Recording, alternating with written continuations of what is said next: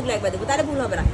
তুমি যদি কি প্রিঅরিকুলার পোস্টারিকাল দেখো, তারপর আবার অ্যান্টেরিয়র চেইন পোস্টেরিয়র চেইন, এগুলো খুবই হ্যাপাজার্ড। তাহলে দেখবা শুরু করবো সাবমেন্টাল থেকে। তাহলে একটু তাহলে আমরা এখানে কি এটা লিম্ফ নোড পালপেট করতেছে, it's not like liver or স্প্লিন। তাহলে আমার এখানে ফিল করতে হবে। তাহলে সাবম্যান্ডিকুলার, ঠিক আছে। তারপরে কি প্রিঅরিকুলার, তারপর কি জুগুলো ডায়াগাস্ট্রিক। তাহলে আমি যেভাবে বুঝতে শুরু, তাহলে জুগুলো ডায়াগাস্ট্রিকের এখানে আমার প্রবলেম হচ্ছে এখানে ক্যারোটিড থাকে, ক্যারোটিড অ্যান্টেরিয়র চেইন আর জুগুলো ডায়াগাস্ট্রিক। তাহলে এখানে আমি একটা করে করবো, হাত দুটো থাকলেও একটা করে জুগুলো ডায়াগাস্ট্রিক অ্যান্টেরিয়র চেইন তারপরে কাঁধটা উঠাইতে বলে অ্যান্টেরিয়র চেইন বরাবরই কে যাবে সুপ্রাক্লাভিকুলার লিম্ফ নোড।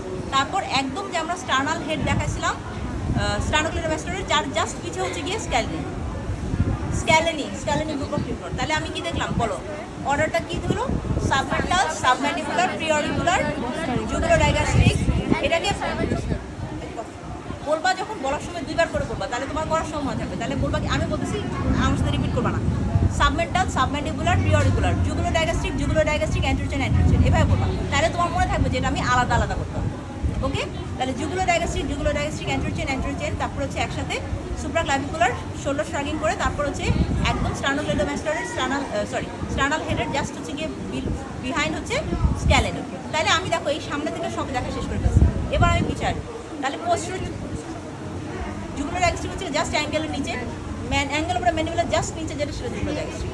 তারপর হচ্ছে অ্যান্টেরিয়র চেইন। তাহলে তোমার পোস্টার চেইন হচ্ছে কি আমার এই যে দেখো যে ইয়াতে ব্যাকে মাসেল একটা আছে না, মাসেল এবং এইটার দুই পাশে গ্রুভ আছে। তাহলে আমি এখানে পোস্টারিয়র চেইন দেখবো। তাহলে এখানে পোস্টারিয়র চেইন আমি একবারে দেখতে পারি, কারণ এখানে আমার কোনো ভেসেলের কাহিনী নাই। তারপর পোস্টারিয়র চেইনের পরে কি দেখবো? পোস্টারিকুলার সাবঅক্সিপিটাল। তাহলে দেখছো যে তোমার অর্ডার ভুল হবে না। তুমি যদি একবার এই করো তাহলে হ্যাপাজার্ড হয়ে যাচ্ছে। তাহলে তুমি এইভাবে এসে এইভাবে নেমে এইভাবে থেকে এই ক্লিয়ার? ওকে, তাহলে অর্ডার যেভাবে বুঝতে পারো লিখছো। তাহলে আমরা এখানে কোথায় দেখবো? এই যে গ্রুভটা। অ্যান্টেরিয়র চেইন কোথায় দেখবো? এই জুগুলো ডায়াগাস্ট্রিক, যেখানে অ্যাঙ্গেল অফ দ্য ম্যান্ডিবল বরাবর এই লাইনে, ওই লাইনেরই আমি শোল্ডার শ্রাগিং করলে দেখতে পারবো সুপ্রাক্লাভিকুলার। আর একটু সামনে স্টার্নোক্লেডোমাস্টোরের স্টার্নাল হেড যেটা আছে সেটার পিছনে দেখতে পাবো স্ক্যালেনি। তাহলে এইটুকু দেখে আমি আবার পিছন থেকে এসে ঠিক আছে, তাহলে আমার ভুল হবে না। তাহলে এটা হলো আমার সার্ভাইকাল। তাহলে নেক্সট পিছে আমি যেহেতু পেশেন্ট বসাচ্ছি একবার পিছেরগুলো দেখবো। তাহলে পিছে আমার এখানে কি আছে? এখানে আছে আমার হচ্ছে স্পাইন। তাহলে স্পাইনে আমরা কি দেখি?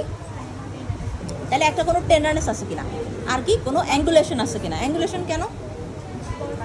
পর্স। তাহলে পর্সের মধ্যে আমার টিউবারকুলোসিসে কি হয়? ডিসকাইটিস হয়, ডিস্ক নষ্ট হয়ে যায়। তো একটা ভার্টিব্রাল বডি আরেকটা ভার্টিব্রাল বডির সাথে এরকম হয়ে যায়। তাহলে এই অ্যাঙ্গুলেশনটা আমি বাড়ি থেকে ধরতে পারি। তাহলে এই জন্য আমি এটাকে বলি গিভ বাস।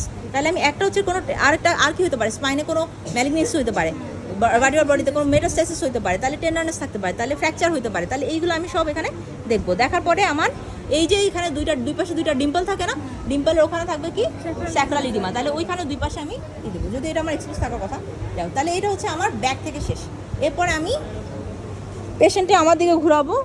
ওইটা বেটার ওয়ে, যদি পেশেন্ট যেহেতু একটু কষ্টকর অবস্থা আছে, নাকটা সামনে যাচ্ছে, তোমরা পেশেন্টকে দিকে ঘুরাবা। নেক্সট হচ্ছে কি আমি ফ্রম দ্য ফ্রন্ট। ওকে, তাহলে আমি পেশেন্টকে একটু ধরতে কষ্ট, এই জন্য আমি সামনে আসছি। তোমাদের মতো করে পেশেন্ট যদি ফিট থাকে তোমার দিকে ঘুরাই দিবা, কষ্ট হলে আসতে পারো, কারণ আমাদের মূল টার্ম হচ্ছে গিয়ে পেশেন্টকে কষ্ট দেওয়া। নেক্সট হচ্ছে কি?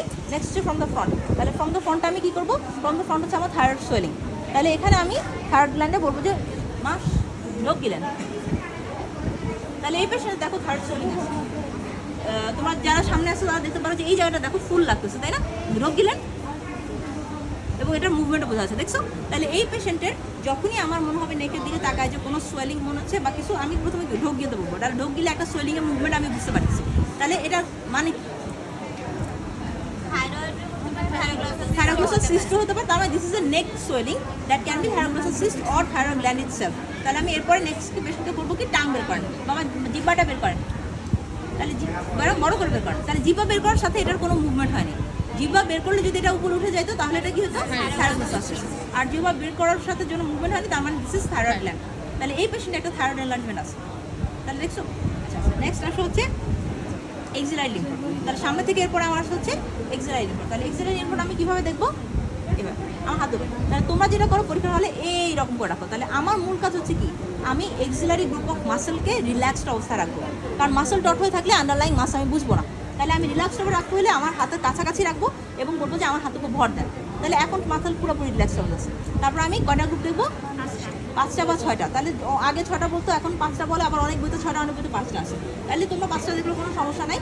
গ্রুপগুলো হচ্ছে anterior, posterior, medial, lateral, central, এপিকাম। ঠিক আছে, তাহলে হচ্ছে আমরা অ্যান্টেরিয়র এক্সিলারি ফোল্ডের পিছনে হচ্ছে অ্যান্টেরিয়র গ্রুপ। তাহলে আমি এভাবে, পোস্টেরিয়র সামনে হচ্ছে গিয়ে পোস্টেরিয়র গ্রুপ, তাহলে এভাবে করলাম। তারপরে মিডিয়াল, ল্যাটারাল, তারপর হচ্ছে এখানে যেটা করলাম এটা হচ্ছে সেন্ট্রাল। আর এরপর আমি বললাম কি হাতটাকে ঢুকাই, আমি আরেকটু ভিতরে ঢুকে গেলাম, দ্যাট ইজ এপিকাম। Okay, same. আবার আমার হাতটা এখানে রাখেন, হ্যাঁ এইখানে, তাহলে এইখানে রাখেন। তাহলে অ্যান্টেরিয়র, পোস্টেরিয়র, আমি এখানে কিন্তু পালপেট করতেছি, নট জাস্ট টাচ করা। ঠিক আছে, মিডিয়াল, ল্যাটারাল, তারপর হচ্ছে সেন্ট্রাল, সেন্ট্রাল, তারপর হচ্ছে কি হাত ঢুকায়, ভিতরে ঢুকে গেলে এপিকাম। তাহলে এটা হচ্ছে 6 গ্রুপ। তোমরা যদি 5টা দেখো কোনো অসুবিধা নেই মা, 5টা দেখো তাহলেও চলবে। ঠিক আছে, তাহলে আমার সামনে থেকে দেখা শেষ। তাহলে আর কিছু দেখা বাকি আছে নাই? তাহলে এখন আমাকে আরও কিছু বাকি আছে। কী কী আমি দেখি নাই? রেসপিরেটরি রেট দেখি নাই, ব্লাড প্রেশার মাপি নাই, টেম্পারেচার আমি 1 মিনিট ধরে মেজার করি নাই, আমি জাস্ট ধরছি। আমি ধরে দিয়ে কত টেম্পারেচারটা বলতে পারবো না। তাহলে তোমার এখনও অনেক কিছু দেখা বাকি। তাহলে তুমি বলবা I would also like to check, measure the blood pressure, record the temperature and count the respiratory rate. ঠিক আছে, এইটুকু বললে তোমার টোটাল মোটামুটি অ্যাজ এ হোল শেষ হলো।